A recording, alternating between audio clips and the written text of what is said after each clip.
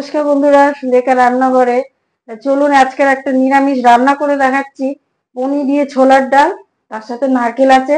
আসলে 150 গ্রাম ছোলার ডাল, আর এখানে 200 পনির, আর একটা গোটা নারকেলের মালা আমি কুড়িয়ে নিয়েছি ভালো করে। নারকেলটাকে এটা পেস্ট করব। ডালটা পুরো ধোয়া পরিষ্কার।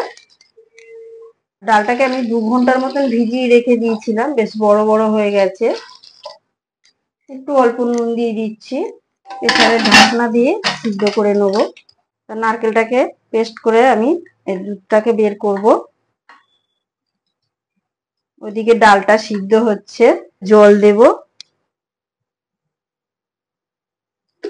সাথে 3টে কাঁচা লঙ্কা, 4টে এলাচ, গোটা এলাচ দিয়ে এটাকে পেস্ট করব।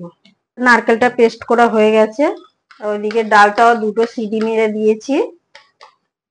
সাদা একটা কাপড় দিয়ে দেখো রসটাকে পুরো চিপে নিচ্ছি।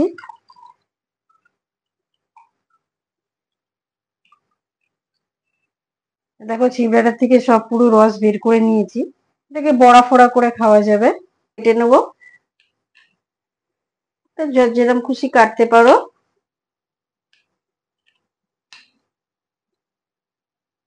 আমি একটু বড় বড় সাইজ করছি। আর তরকারিটা আমি সাদা তেলেই করব।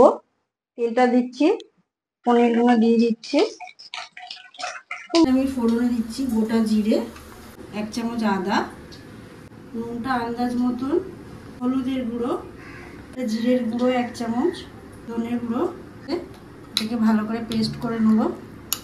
নিয়ে এটা কড়াইতে দিয়ে দেবো, সম্পূর্ণ নিরামিষ একদম। গ্যাসটাকে সিমে রেখে মশলাটাকে ঢেলে দেবো। গ্যাসটাকে সিমে রেখে মশলাটাকে কষতে থাকবো। আমি 1 চামচ কাশ্মীরি লঙ্কার গুঁড়ো দিয়ে দিলাম।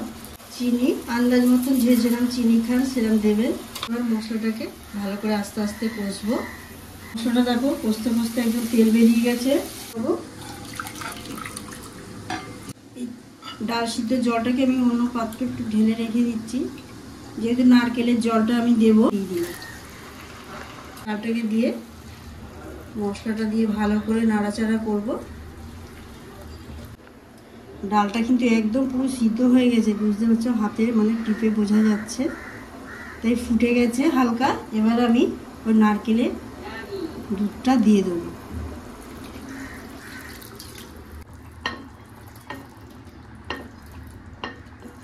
নাড়াচাড়া করে ঢাকনা দিয়ে দেবো। এমনিতে গরম মশলাটা আমি দিচ্ছি না কেন, তাহলে ওই নারকেলের জলের গন্ধটা পাওয়া যাবে না। তো দেখো 5 মিনিট ধরে সিমে রেখে দিয়েছিলাম, জিনিসটা পুরো বসে যাচ্ছে। এবার আমি গ্যাসটাকে বন্ধ করে দিচ্ছি, দিয়ে লাগিয়ে নিয়ে আপনাদের দেখাবো।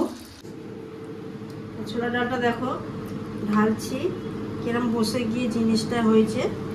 পনির দিয়ে পুরো ছোলার ডাল রেডি হয়ে গেছে দেখো। আর নারকেলের দুধ দিয়ে সুন্দর খেতে লাগে, গন্ধটাও বেরিয়েছে ভালো। আর আপনাদের দেখে যদি ভালো লাগে তো প্লিজ আমাকে সাবস্ক্রাইব করুন, লাইক করুন, আর কমেন্ট করে জানান কেমন হলো এই